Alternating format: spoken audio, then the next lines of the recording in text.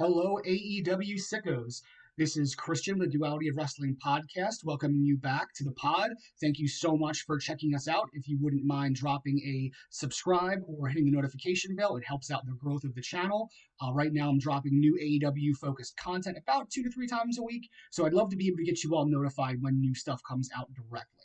And speaking of new stuff, we have a lot to talk about because the AEW Redemption pay-per-view just got into our rearview mirror, and there's a lot that came out of that show. We've got a couple new champions. We had some fantastic in-ring action. We had a lot of new narrative developments that are moving us further down the road towards All In. The only real major roadblock we have getting there is Grand Slam Mexico coming up in about 2 weeks. We've already got one of the matches locked in for that, so let's talk about it. This is going to be a two-parter, by the way, so this is part one. Stay tuned for part two. We got started on Redemption with a very, very hot opener. The definition of one really is the six-way ladder match to determine a number one contender for Kyle Fletcher's AEW International Championship. We had Speedball Mike Bailey, Jungle Jack Perry, The Beast Mortos, Nick Wayne, El Clone, and Commander. And if you know anything about the guys in this matchup individually, you know this was going to be a crazy spot fest that really jumped off the page and had a real chance to steal the show. And frankly, it did. It was really, really good. Everybody involved had really great chances to show out. I did notice that the Beast Mortos was now sporting a bedazzled mask. Maybe a little bit of a nod to his real-life partner, Mercedes Moné, perhaps. I came away being really impressed with some of the guys who I stated early on did not have a chance in this matchup to win. If you want to go back and check that out, you can look up my previews for Redemption. It's all there. It's a two-parter as well. But this one, I came away super impressed with Nick Wayne and El Clone. Everything those guys did was so smooth, so fluid. Nick Wayne's swanton to the outside, the catapult DDT by El Clone right afterwards. I mean, these guys just have such good chemistry. Everything looks easy to them that, frankly, I'm glad that El Clone's visa issues that allegedly got cleared up, and Nick Wayne just has stud written all over him. He's so much better of a heel than he is a face, and frankly, he's a guy I actually think could really benefit from being in something like the Don Callis family. He was in the Patriarchy for a while under Christian Cage's tutelage. Then he's been branched out on his own with his mom and Kip Sabian, mostly working Ring of Honor stuff. But I really, really think he's a guy who could benefit greatly from Don Callis being associated with that group, learning from those guys, learning from Callis specifically how to be a heel. I think it would be a really, really good fit, especially when some of your top tier guys, like maybe a Kyle Fletcher turns face, like maybe eventually down the road when a Kevin Knight turns face. You're going to need to replenish those ranks if you want to keep the faction going. And Nick Wayne would be such a perfect addition for them. I would love to see that go that route. But again, back to the match. Really fantastic in-ring stuff. Speedball was the clear crowd favorite here. In his hometown, in his home country, the crowd could not stop chanting for Speedball throughout this entire match. He had a great spot where it was a moonsault from him from the apron to the top rope down to the floor on Beast Mortos, which looked great. Then he came back and hit a massive moonsault off the top of a ladder onto the stage, onto the group of everybody minus Jack Perry. Nick Wayne hit a great Wayne's World on Speedball to the inside of from the inside of the ring to the apron. Looked excellent. Saw a lot of tornadoes on the show. The first of which was really impressive was Commander hitting one on Speedball and El Clone while Mortos was pushing up the ladder from underneath where he was trapped at. It was really, really impressive. Right after that, we had Jack Perry hit a Hurricane Rana on Mortos from the apron to through a table on the outside. Definitely looked great. Then El Clone followed up with a stomp to the outside on Speedball through a table. Just so many great spots in this match. Lastly, the Commander Spacewalk. If you haven't seen that, you have to check that spot out. It is so visually great looking. On to Nick Wayne through a table. Looked vicious. Looked exceptional. Just crazy, crazy stuff. You have Nick Wayne even hitting a Phoenix splash from the ladder on the outside onto El Clone through a table. The culmination of this match had Jack Perry hitting a destroyer from the top of the ladder onto Nick Wayne through a ladder bridge set up within the ring. That got us to Speedball hitting Ultimo Weapon, which he barely cleared the turnbuckles on, by the way, onto Beast Mortos, who was perched on a ladder set up in the corner. That allows Speedball to climb the ladder, claim the contract, and lock himself in to an AEW International Championship match with either Kyle Fletcher or Bandito, depending on the result later in the show. God, this was such a fun match. Definitely was a candidate for best match of the night. To me, I think it really stole the show. A fantastic booking as a hot opener in guys who typically don't get really a lot of pay-per-view prominence. I think my only gripe here is I would have liked to see AR Fox added to this match. I know he was in one of the qualifiers that didn't make it through, but his style just so readily lends itself to this type of match. I think he would have been a great addition. You could have easily done a 7-way versus a 6-way. It really wouldn't have changed a great deal. And I think, more AR Fox, the better. I would have even been fine with Leo Rush being included as well, because his Blackheart gimmick has really gotten over to the point where I think keeping him off of a show of this size is not beneficial to his growth going forward, given the crowd reactions he's been getting. So could have expanded it more, but at the same time, I'm not going to look a gift horse in the mouth, and this match was great.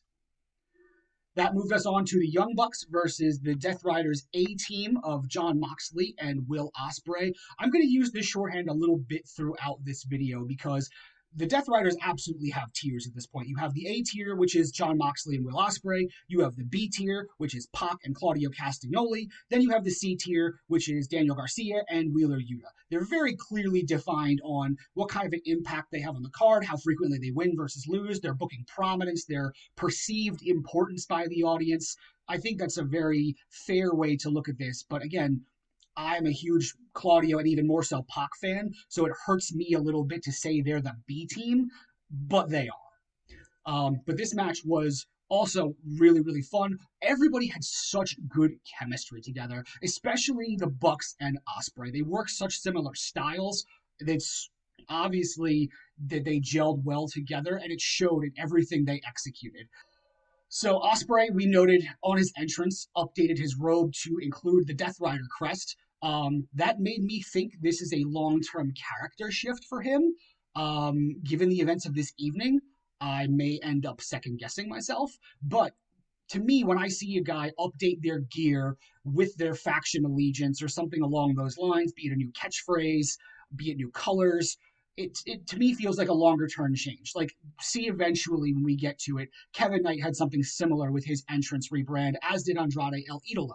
Both those guys getting new entrances makes it think these aspects are going to be significant parts of their character on a longer term basis. So that was my impression as well, with Will Ospreay adding the Death Rider's crest to his usual green, silver, and black robe.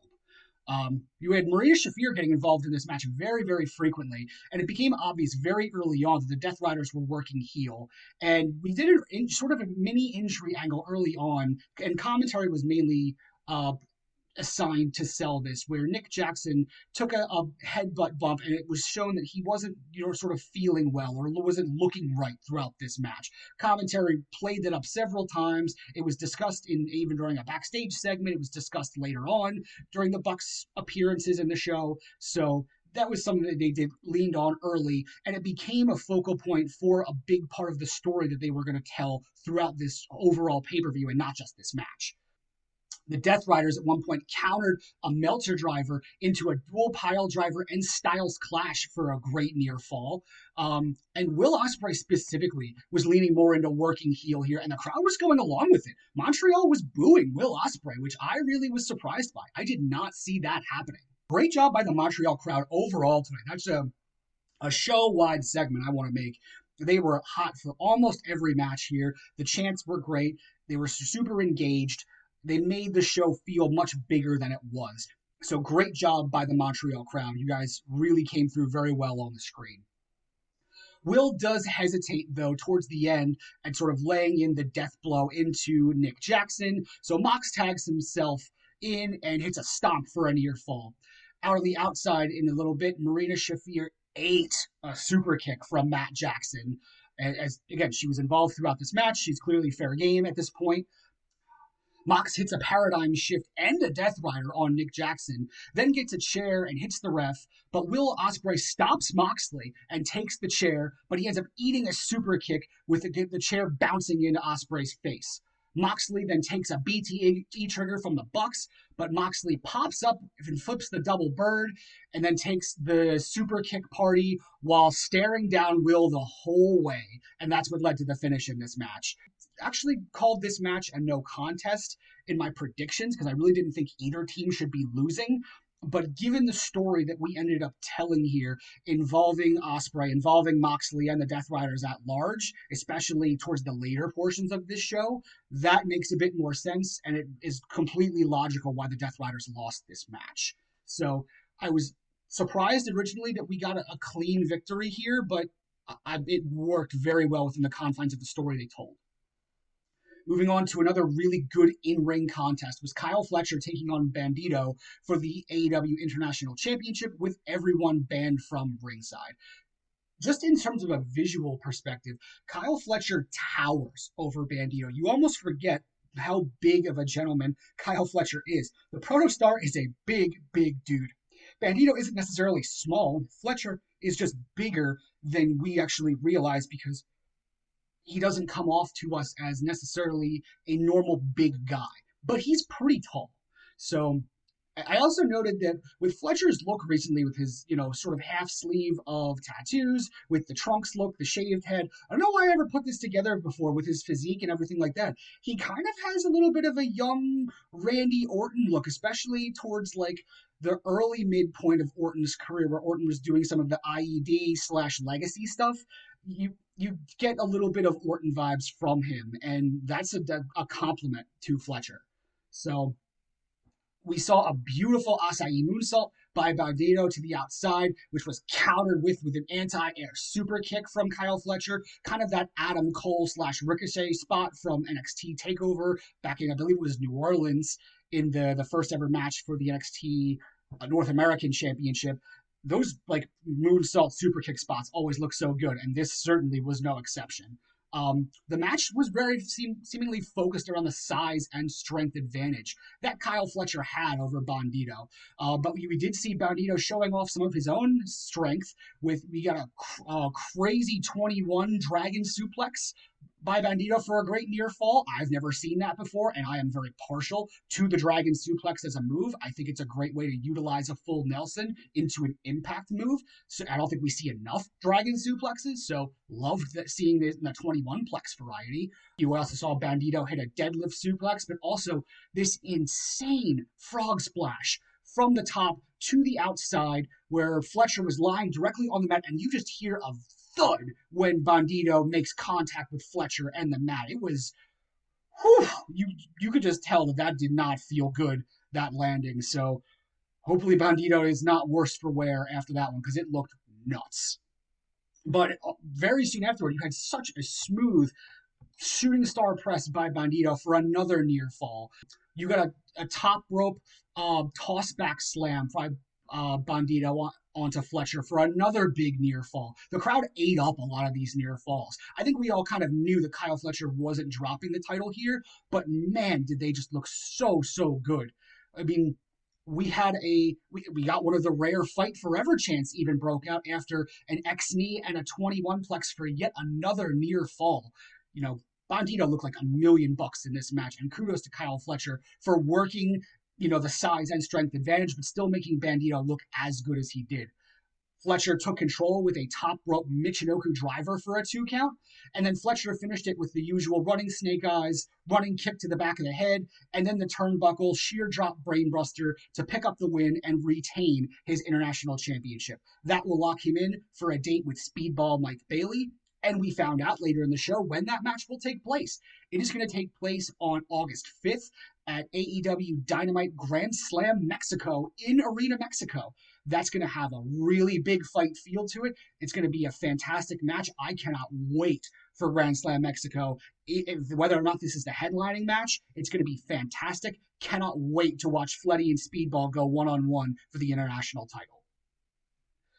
That moves us on from a great in-ring contest to more of a brawl. The Dogs taking on the Bang Bang Gang in a double chain match. I didn't really care for this match, to be honest with you. This it really just felt like a lot of chain whips, like a lot of guys restraining each other with chains, allowing them to take free shots at each other using it. And I get there's only so much you can do with a length of chain. I understand there's only so many ways to be innovative, but this really didn't hit the mark for me. There was really nothing that was super great from an in-ring standpoint. We got another brawl later in the show that was much, much better. This was just hopefully, I wanted to say hopefully putting a bookend in this feud, but based on the way this match ended, I don't feel that way. Again, I just wrote so much chain whipping, and most offenses were chains wrapped around the ropes or buckles in order to facilitate free shots at each other. The one thing I noted was Clark Connors was pulled off the turnbuckle into the steel steps on the outside by Juice Robinson. That looked pretty good, but really to me, that was the only spot that was worth noting from this match. Towards the end, the Death Riders C team, again, that's Yuta and Garcia, came out to help the Dogs, who they have always been loosely aligned with. Then the rest of the Bagman gang came out to reinforce. We then saw Marina Shafir slip David Finlay the shillelagh. That's what he was able to use to get the victory over Juice Robinson. But all those guys being involved and brawling the way they did towards the end of the match, that makes me think we are seeing a significant multi-man match that's going to happen between these two factions at All In. And I'm happy to get those guys all on the card. Totally cool, but at the same time, I'm not looking forward to it. This is just drug on and on. It doesn't really have much emotional gravitas behind it. It hasn't hooked me. I'm not super interested in seeing it, but I'm glad for these guys getting on the card, getting themselves the pay-per-view exposure and payday that comes with being on the biggest show of the year for the company. I'm just not particularly interested in what they're going to be doing, barring anything unforeseen. Next match up on the card, we saw Hikaru Shida defending her TBS championship against Maya World. And the crowd was a little bit more dead for this match. This was one of the ones where it had sort of the lesser reactions that I noticed. The crowd didn't really get into it. The crowd had been pretty well behind Maya World in the weeks leading up to this match. Maya had been building some momentum, but it didn't really carry over here. Montreal didn't seem to get behind her very much during this match. Hikaru Shida, to her credit, she popped at a nice stretch muffler from the top rope. And then she actually executed a version of Speedball's super spin kick, what I'm calling it. She calls it the katana now. It used to be what was his Ultima weapon before his flipping knees were rebranded into the Ultima weapon. But that sort of dancing, spinning sidekick that Shida did that Speedball used to do has been renamed the katana. That got us a near fall. Shida also hit a cutthroat tombstone that looked pretty neat for a 2 count as well. Then she followed that up with a knee strike into the TBS lock. I thought that was going to do it, to be honest with you. That's when we started seeing the crowd finally get behind Maya, getting some chance in Maya's favor. We got 3 straight running knees by Shida, followed by a Falcon Arrow. But Maya grabbed the ropes to break the pin up. 3 straight running knees and a Falcon Arrow, and we're still getting kickouts from Maya World? I don't know. That feels excessive. Shida gets into it with the ref, which leads to Maya getting a shock flash pin with the bridging fallback slam that she does into a pinning combination, and that gives us a new TBS champion in Maya World. Now, my initial thoughts on this are that I don't like it. And I've kind of been branded as like the Maya World hater, and I don't dislike Maya World. I think she's just been pushed too far too fast, and to me this seems like an extension of that too far too fast push. She's a talented wrestler who needs time to organically grow in much the same way we saw Statlander do, that we saw Harley Cameron do, that we saw Willow Nightingale do. We saw all of these women grow up as professional wrestlers before our eyes, and AEW gave them a chance to blossom. Maya World hasn't been on the roster for a year yet, and already she's been in the finals of the Owen Hart tournament, mainly due to injuries and unavailability, but the fact remains. And now she has defeated a 3-time women's champion, Hikaru Shida, for the TBS championship very early on into Shida's run with the title. I don't like this. I don't think it makes sense. I think it would have made much more sense to have Maya eventually dethrone Athena, maybe at a Ring of Honor final battle for Ring of Honor Women's World Championship. But I don't like this move. I really don't. And frankly, I'm going to assume Maya loses it at All In, and maybe this was done to give her a little bit more gravity for her character, maybe going into All In with a title, and maybe us doing a rematch gimmick match. But I don't know. This feels like Shida was short sold a little bit. I would have liked to have seen Shida with a longer run with this championship. Maybe we get it post All In. I don't think it was the right time to take the belt off her here. I don't think it was the right time to put this particular championship on this particular competitor in my world. So I also think that the flash pin wins are not helping Maya. If you recall back the way she got to the Owen finals, every single one of her victories to get there was a shock flash pin, which we were telling the underdog story at the time. So while I could understand one, maybe even two at the most, and that's stretching credibility, I don't love it here. You don't have the underdog story anymore. Nobody is being taken by surprise by Maya World. So we're doing just another shock flash pin. Doesn't feel like it's doing service to Maya World. If you want to elevate her, you want to give her a more decisive victory, not a shock fluke style victory that anybody can discredit in saying, you didn't really beat me. You won a flash quick roll up win or a flash quick win with the fallback pinning combination. It's not the win we would expect from a babyface getting a championship who's been pushed the way Maya has. So again, maybe this is me being a little bit overly critical because I don't like how Maya has been pushed so far, so fast. AEW doesn't typically do this, so I'm very surprised they're going this route in this instance. I don't necessarily see what they see, what a lot of other people see, but I can understand that it is not just about my perspective. I'm going to offer that perspective, but I can respect that there are other varying viewpoints. So, also, Tony Schiavone calling this Maya World's redemption. What? What is she being redeemed for? For losing in the Owen Hart finals when she wasn't even supposed to be in the tournament in the first place? That's a nonsense line. I know, again, we're trying to push Maya World hard, so we want to make her a feel-good story, but that woman had nothing to redeem herself for from a character standpoint. So the idea that saying, oh, this is the redemption show, and this win is Maya World's redemption, she needed no redemption. She didn't do anything that necessitated it. So that's just a line that didn't make sense to me and stuck out that I had to write down and be like, really, Tony?